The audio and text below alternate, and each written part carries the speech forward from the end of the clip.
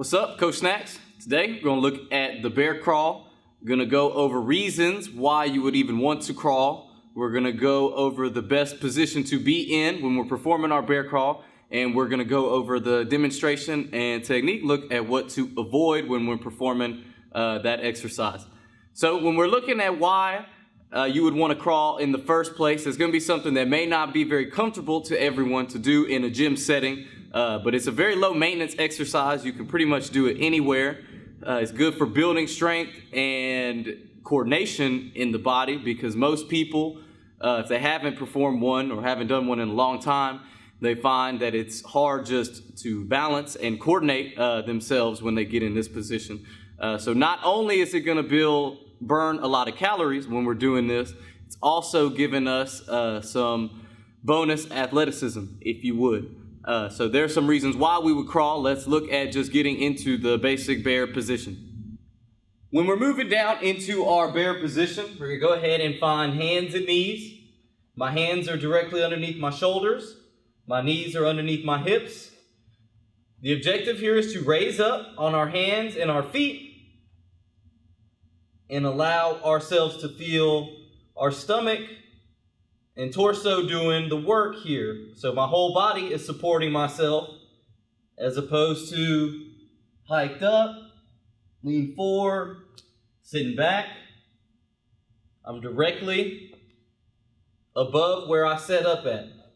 So my hands underneath my shoulders, knees underneath hips, raise up. Feel my torso doing the work. And come down. So just mastering this basic position is going to help when we add the element of crawling forward and backwards. So let's go ahead and see what that looks like. With crawling, it's important to note that we want to move with our opposite hand and foot. So if my left hand is going forward, my right leg will come forward with that. If my right hand is coming forward, my left leg would come forward with that. So we're going to go ahead and get into that same bear position, hands under shoulders. Knees under our hips. We raise up and we move forward. And also come backward.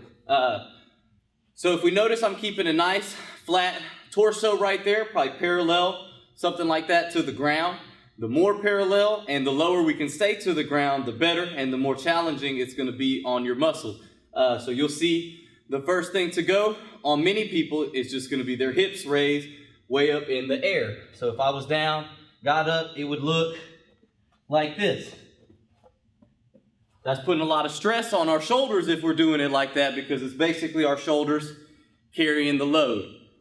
Spread out, elongate your body. So when I say that, it looks, instead of keeping our hips tall, we want to go ahead and elongate our legs with each step. That ensures we're keeping our hips nice and low. So that's from that view. From the front, we can see that we also want to maintain our hips from swaying side to side. So when we keep good control, that doesn't so much happen. But if we were to get lazy, we can find ourselves just kind of doing whatever, letting our feet get wide and our butts come up. We want to maintain nice and parallel and keep our hips from swaying side to side. The bear crawl is a money exercise because it gets your heart rate up, as you can see. It builds strength, builds a lot of coordination, and it gives you a nice element of shoulder stability when you're not hammering your shoulders with the grunt of the weight of your body. So in unison with your torso, they do get an element of shoulder stability, which is nice. So today we cover bear crawl. We looked at a demonstration of that and what it looks like to maintain the best position while you're crawling. And then we covered some of the reasons why you may want to do that. Looking at burning a lot of energy, looking at building coordination and strength, and looking at getting your heart rate up if thrown into a circus style workout. So hopefully with these tips, if you choose to crawl around on the ground, at least you'll be doing it with better position and technique. Thanks for watching the video. Hit like and subscribe. Check us out on Facebook and Instagram. And if you haven't, check out the website csworkout.com for a personalized touch on online training.